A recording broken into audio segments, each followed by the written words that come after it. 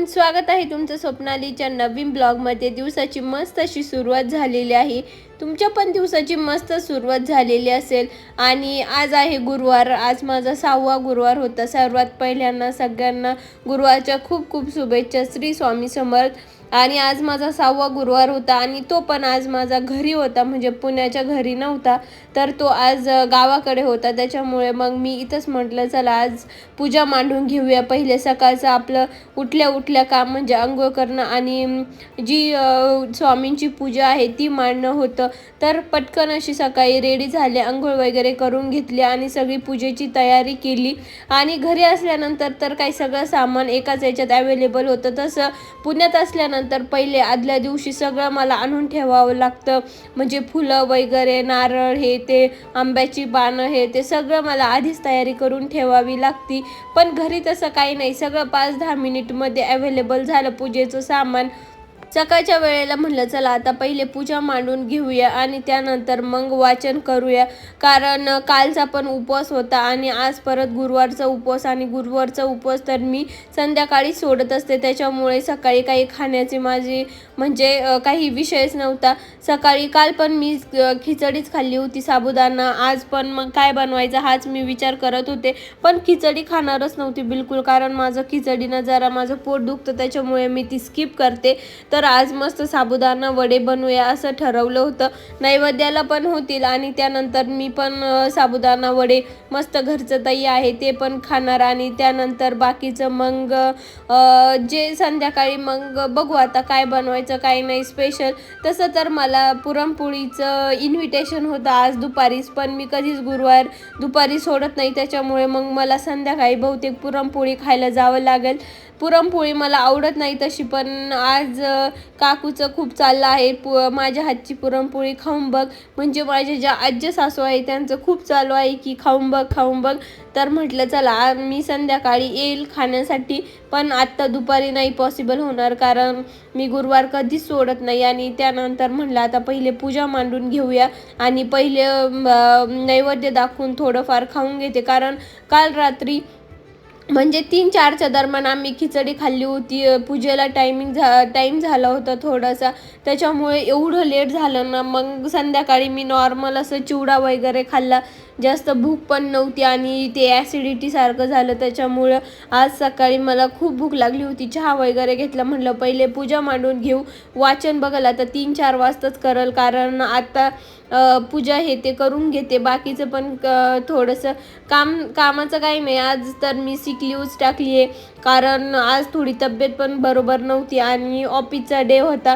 मग ऑफिसचं काही काम म्हणजे तिथं जाणार, ऑफिसला जो डे असतो तर मग ते तिथं जाणं पॉसिबल नव्हतं, तर मग मी ती सिक लीव्ह टाकून दिली। आणि त्यानंतर आता म्हटलं पूजा आवरून झाल्यानंतर मग मम्मीला सांगितलं की मला मस्त साबुदाणा वडे तळून द्या, कारण मला उभं राहण्याची पण इच्छा नव्हती। मग त्या तोपर्यंत तळत होत्या, तोपर्यंत म्हटलं मी माझी पूजा आणि सगळं आवरून घेते। आणि त्यानंतर परत छोटीशी मस्त अशी रांगोळी पण काढायची होती मला स्वामींसमोर पूजेसमोर। तर रांगोळी काढून झाल्यानंतर मस्त मग साबुदाणा वडे एन्जॉय करू। आणि आज काही स्पेशल असं काही नाही, मी आल्यापासून म्हणजे कुठेच फिरलेले नाही आहे, 2 दिवस झाले मला येऊन। मी फक्त म्हणजे मला चिंच खायचं, ते सगळं खायचं आहे, मग मी थोड्या वेळाने चिंच मस्त बोरं खाण्यासाठी खाली जाणार आहे, पण आज मला ते खाता पण येणार नाही, पण मी आज म्हणजे घेऊन येणार आहे ते सगळ्या गोष्टी, कारण मला म्हणजे सारखं मी आल्यापासून सारखं घरातच आहे। तिकडे केळीचा बाग पण लावलाय, तुम्हाला तिकडे गेल्यानंतर केळीचा बाग पण दाखवेल कसा आलाय काय आलाय। आणि त्यात कोथिंबीर पण होती, पण आता कोथिंबीर संपली आहे। बाकीचं कांद्याचं रोप वगैरे आहे ते पण काढण्याचं काम चालू आहे। आणि केळी पण कशी झाली काय झाली किती बाग आहे ते पण तुम्हाला पुढं गेल्यानंतर तिकडे गेल्यानंतर दाखवेल। आणि तर मग तिकडं चालत थोड्या वेळाने जाईल मी पूजा झाल्यानंतर। आणि मस्त अशी पूजा मी मांडून घेतली, रांगोळी काढली होती छोटीशी, मस्त अशी रांगोळी काढली। आणि त्यानंतर संध्याकाळच्या वेळेला हळदी कुंकू पण होतं, त्यामुळे ते पण आवरायचं आहे। तर चला मग आता पूजा वगैरे झाली, सगळं झालं. त्यानंतर आता मी वाचन तर आता संध्याकाळीच करते, कारण आत्ता मला म्हणजे बसवणार पण नाही आणि मग नाही का घाई गडबडीत वाचण्यात काहीच अर्थ नाही. त्याच्यामुळे मग मी संध्याकाळीच मस्त वाचल. आणि हे बघा मग हे कांदे लावण्याचं काम चालू होतं. इथं पाणी पण चालू होतं कांद्याला. आणि पलीकडून दिसतोय तो आहे केळीचा बाग, तर तो पण तुम्हाला जवळून दाखवते. आणि त्यानंतर इथं म्हणजे ऊस पण लावण्याचं काम चालू होतं. सगळ्या गोष्टी एकाच वेळेस चालू आहे. 2 दिवस झाले मला येऊन आणि मी इकडं म्हणजे हे केळीचा बाग लावलाय तो बघायला आलेलेच नव्हते. मग आत्ता बघितलं. त्याच्यासोबत पण चिंचा घेतल्या मी, पण आज गुरुवार आहे त्याच्यामुळं मला खाता येणार नाही. काल पण संक्रांतीचा उपवास होता. डायरेक्ट 3 वाजता म्हणजे हे करायचं होतं, पूजा करायची होती. आणि त्यानंतर मग 3च्या नंतर परत खिचडीच खाल्ली. कालचा पण उपवास, आजचा पण उपवास. आज बेकार हालत होणार आहे.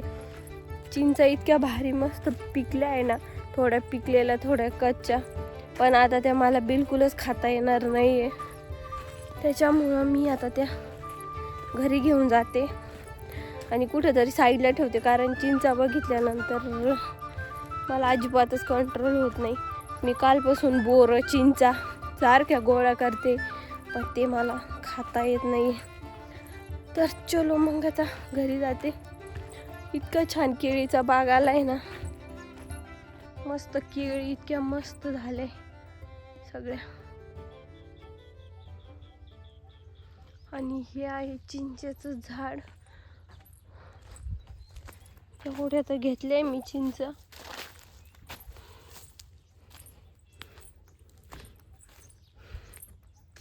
मस्त आता घरी जाऊन साबुदाणा वडे करते, कारण काल पण खिचडी झाली. खिचडीनं पोट दुखतं, त्याच्यामुळे मी आता मस्त कडक भारी साबुदाणा वडे बनवते, त्यासोबत दही. तर चलो मग आता भूक लागली आता कालच्या उपवासामुळे. काल पण संध्याकाळी जेवण नाही केलं, कारण 4:30-5च्याच दरम्यान खिचडी खाल्ली होती, त्याच्यामुळे भूक पण नव्हती एवढी. मग काल रात्री थोडासा चिवडा वगैरे खाल्लं.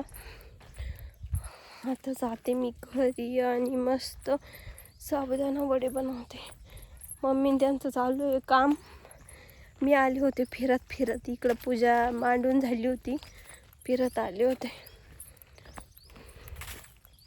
मस्त अशी मी हळदी कुंकूसाठी रेडी झाली आणि कशी दिसते हे पण मला कमेंटमध्ये सांगा. मस्त असा दिवस गेला. Thanks for watching. चलो बाय.